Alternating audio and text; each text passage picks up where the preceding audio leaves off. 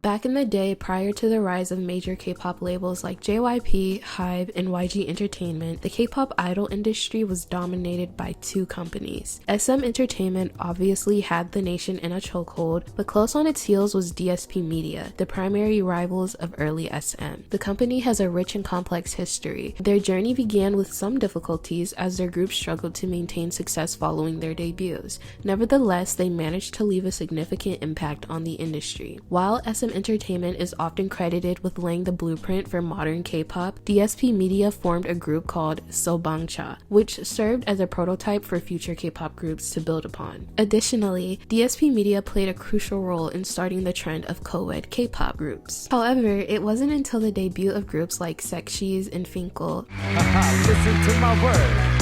The fucking dick is in your pussy.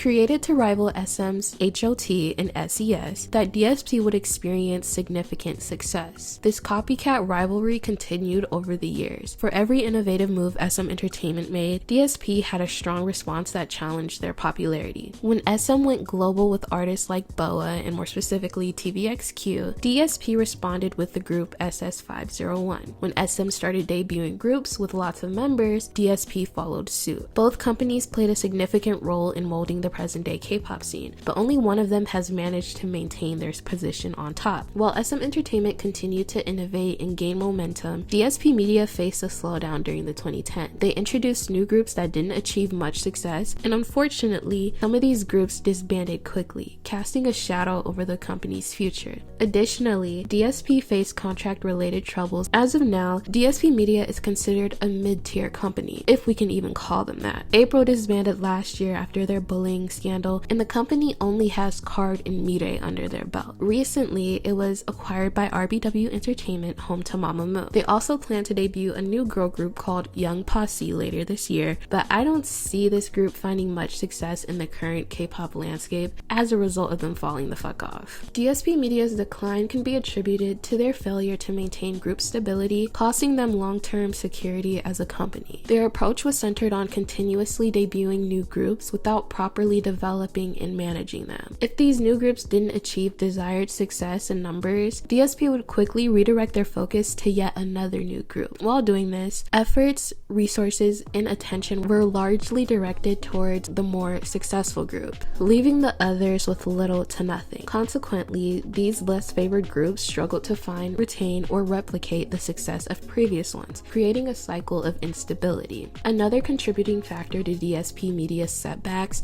was their misguided strategy of pushing groups into markets that weren't necessarily calling for them. Similar to how the big four companies are obsessed with gaining popularity in the West, DSP Media became fixated on achieving success in Japan. While groups like SS501 and Kara found significant success in the Japanese market, DSP pushed other groups to target this large and diverse market without developing the proper footing first. This approach worked against them, as seen in the case of groups like Rainbow, whose little growth in their home market was cut short and redirected to Japan without having developed a solid fan base in either market. Constant lack of careful planning and market suitability hindered these groups from reaching their full potential and led to changes for DSP Media as a whole. It's actually sad to witness because a lot of DSP Media's groups, not you, Stinko and Lee Hyori, had great discographies and concepts. With Blackpink's contracts on the line, it's not looking too good for YG's future. YG established a profound and lasting impact on the K-pop industry, helping to shape the K-pop landscape both domestically and globally. The company's signature edgy hip-hop image, heavily borrowed from Black American culture, gave their artists a unique style that set them apart from other major acts and labels. Their concepts, fashion, explosive energy, and charismatic personality also helped further this notion. The company was able to expand the global popularity of K-pop in Western and Southeast Asian markets as their groups gained widespread international attention through their songs and frequent collaborations. YG is also notable for allowing their artists more creative freedom compared to other Korean agencies, contributing to their distinctive sounds and identities. They also had some pretty cool soloists and duos under their company, such as Akmu, Lehigh, Katie, and more. YG and the Black Label's downfall began with the numerous legal issues and scandals that hit the company and its idols within the past 5 years. The back-to-back criminal activities and charges definitely left a sour taste taste in people's mouths, and it would be somewhat hard for them to drastically change public opinion. Another contributing factor to YG's decline is their starvation method, largely motivated by misogyny. Blackpink, Somi, Anda, Lee Hi, Lee Soo-hyun, Katie, and possibly others all sat under that company practically doing nothing for no reason at all. But I also wouldn't say it's just an issue with their female artists. Their boy groups and male soloists also just sit around in that dungeon doing nothing for 9 months out of the year. This wasn't always the case, but you see that shift begin to happen around 2018, I'd say. I feel like YG artists also aren't that exciting anymore.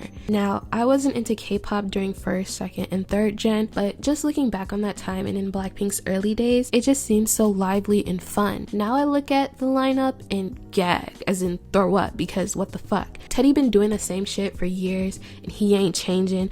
Of course I get my just to Blackpink. Slow, count, chill it, get it free like Willie in the Jeep like Billy, you be popping like a Willie.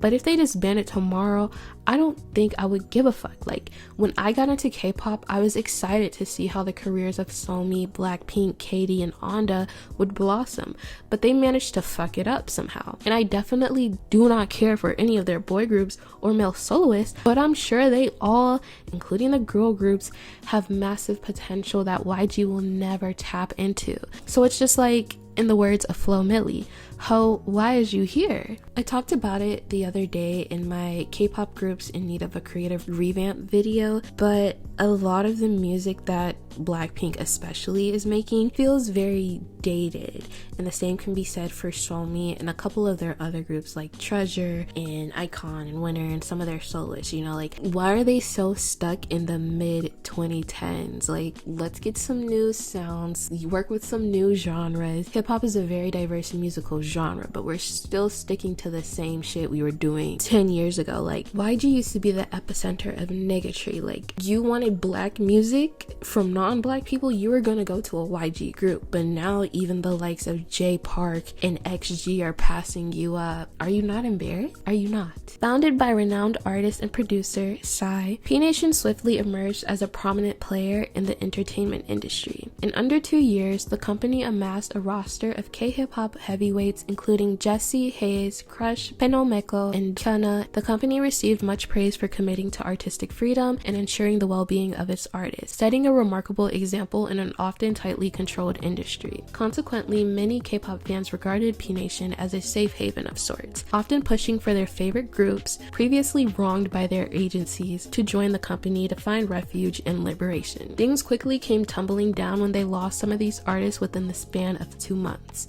Jessie, Hyuna, and Dawn parted ways with the company in 2022, just 3 years after joining. A couple of scandals also hit the company around the same time, leading to investigations from government authorities. Today, P Nation seems to be doing alright. Plaza recently signed to the label, and their boy group TNX received a lot of praise for their single Kick It For Now. Still, I would say they fell off because they failed to secure contract renewals from Jessie, Hyuna, and Dawn, which made them look a little funny. Like, you don't really see people talk about the company anymore, and when Jennie left NMIXX, nobody told her to re-debut in P Nation. Like, ooh, the NMIXX fans don't even want you, baby. JYP Entertainment stands as one of South Korea's most influential and respected companies in the world of K-pop. Founded by the alleged singer and producer Park Jin-young in 1997, the company has a storied history of nurturing some of the industry's most iconic and successful acts. Something in JYP has given rise to internationally acclaimed artists like Wonder Girls, Rain, 2PM, Miss A, GOT7, Sunmi, and Twice, as well as Stray Kids, ITZY, and NiziU. They've also released an impressive array of chart-topping hits. Songs like Coming of Age, Ceremony will never go away. All of these factors have allowed JYP Entertainment to push the boundaries of K-pop and help pave the way internationally. One of JYP Entertainment's defining features is its ability to produce groundbreaking girl groups.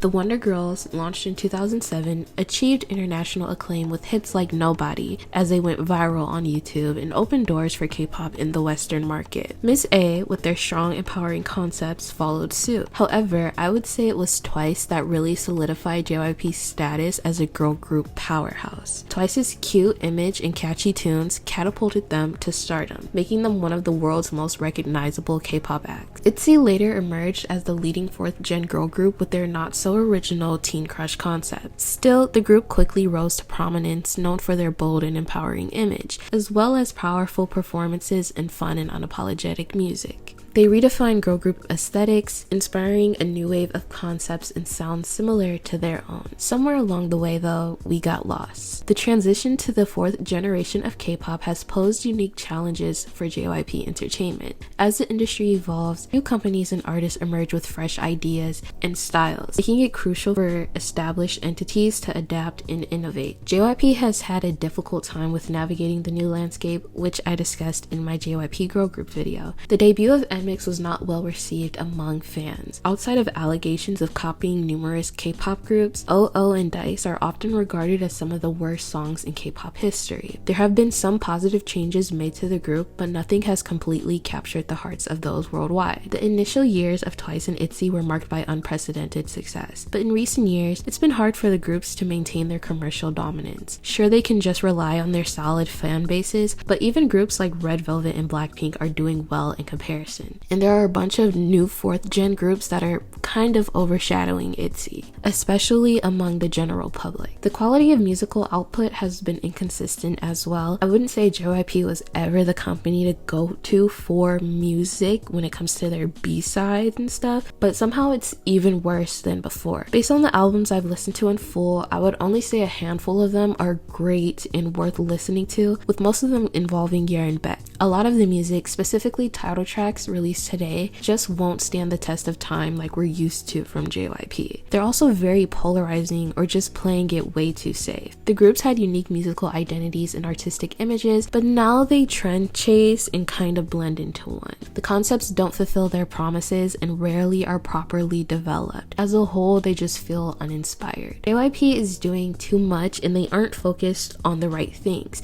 They feel very gimmicky instead of innovative and groundbreaking. We don't need a US-based international girl group. We don't need ITZY or Twice so heavily in the American market. We don't need whatever their boy groups are doing. We don't need this.